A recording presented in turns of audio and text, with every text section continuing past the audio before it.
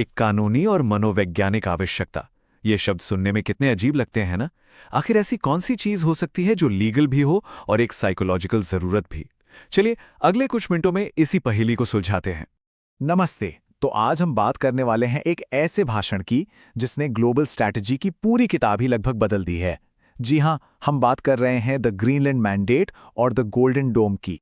इसे समझने के लिए हम 4 हिस्सों में चलेंगे। सबसे पहले दावोस में आखिर कहा क्या गया था, फिर ये गोल्डन डोम आखिर है क्या, तीसरा इसका पूरी दुनिया पर क्या असर पड़ रहा है, और आखिर में ये हमारे ग्लोबल मैप को हमेशा के लिए कैसे बदल सकता है। तो चलिए शुरू करते हैं पहले हिस्से से, दावोस मैंडेट।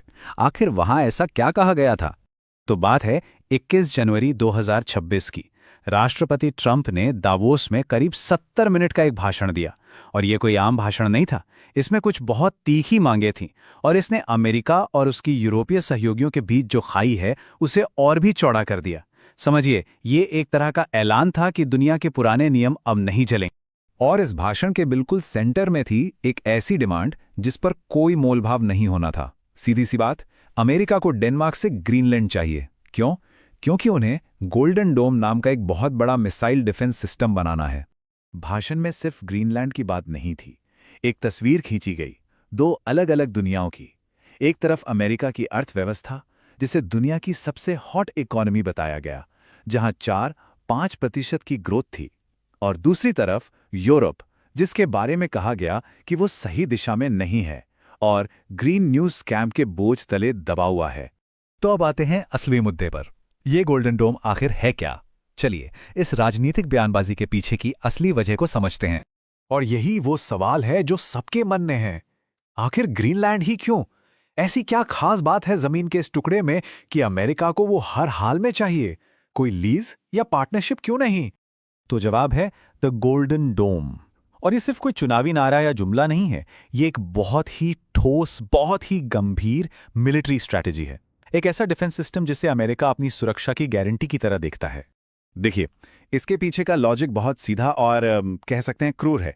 ये पूरी तरह से भूगोल और फिजिक्स पर आधारित है। अगर रूस या चीन से कोई आईसीबीएम लॉन्च होती है तो उसका सबसे छोटा रास्ता आर्कटिक के ऊपर से होगा, और जब बात हाइपरसोनिक हथियारों की हो तो रिएक्शन टाइम मिनटों में नहीं बल्कि सेकंडों में होता है। मतलब खतरे को रोकने के लिए आपको उसके रास्ते में बिल्कुल सामने खड़ा होना पड़ेगा। और बस इसीलिए इसे एक कानूनी और मनोवैज्ञानिक आवश्यकता कहा गया था। इस सिस्टम के लिए कोई किराए की जमीन या कोई समझौता काम नहीं करेगा। उन्हें चाहिए पूरा 100% सॉवरेन कंट्रोल। तो अब जब हम ये लॉजिक समझ गए हैं तो इसके खतरनाक नतीजों पर बात करते हैं, क्योंकि ये प्रोजेक्ट पूरी दुनिया की सुरक्षा की नींव हिलाने की ताकत रखता है। इसे ऐसे समझिए, गोल्डन डोम म्यूचुअली अश्योर्ड डिस्ट्रक्शन यानी मैड के सिद्धांत को सीधे सीधे चुनौती देता है। ये वही सिद्धांत था जिसने अब तक दुनिया को एक बड़े न्यूक्लियर वॉर से बचाए रखा है। अब ये MAD क्या है? ये एक बहुत ही सिंपल लेकिन असरदार सिद्धांत है। इसका मतलब है कि अगर दो न्यूक्लियर पावर्स के बीच जंग होती है तो दोनों ही पूरी तरह तबाह हो जाएंगे, हमलावर भी और जिस पर हमला हुआ वो भी, इसी डर ने कि अगर मैंने तुम्हें मारा तो मैं भी नहीं बचूंगा। दशकों तक एक अजीब सी शांति बनाए रखी। लेकिन गोल्डन डोम इस पूरे बैलेंस को बिगाड़ देता है।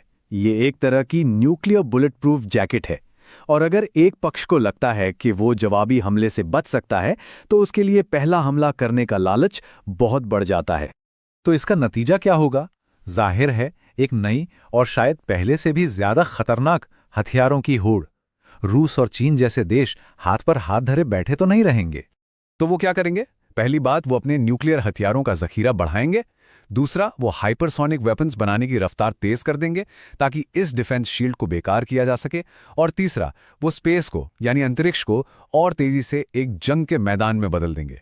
और इसका असर ये होगा कि आर्कटिक, जो कभी सिर्फ बर्फ और शांति का प्रतीक था, अब दुनिया का अगला मिलिट्री हॉटस्पॉट बन रहा है, बिल्कुल साउथ चाइना सी की तरह।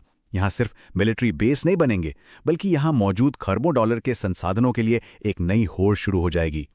चलिए अब थोड़ा सैन्य रणनीति से हटकर देखते हैं कि इसका असर हमारी दुनिया के आर्थिक और राजनीतिक नक्शे पर कैसे पड़ रहा है। देखिए, ऐसे बड़े ग्लोबल शिफ्ट में हमेशा कुछ विनर और कुछ लूजर होते हैं। ज़ाहिर है डिफेंस और स्पेस कॉन्ट्रैक्टर्स के लिए तो ये जैकपॉट है, लेकिन यूरोपियन एक्सपोर्टर्स और ख़ास तौर पर ESG हैवी फंड्स, यानी वो फंड्स जो ग्रीन एनर्जी में इन्वेस्ट करते हैं, उनके लिए ये अच्छी खबर नहीं है। और भारत जैसे देशों के लिए इसके क्या मायने हैं? देखिए, इसके कई अप्रत्यक्ष परिणाम हैं।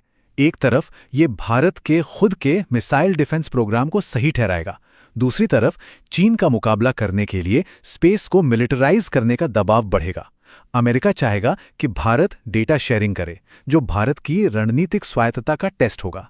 और इन सब का सीधा मतलब है डिफेंस पर और ज्यादा खर्च।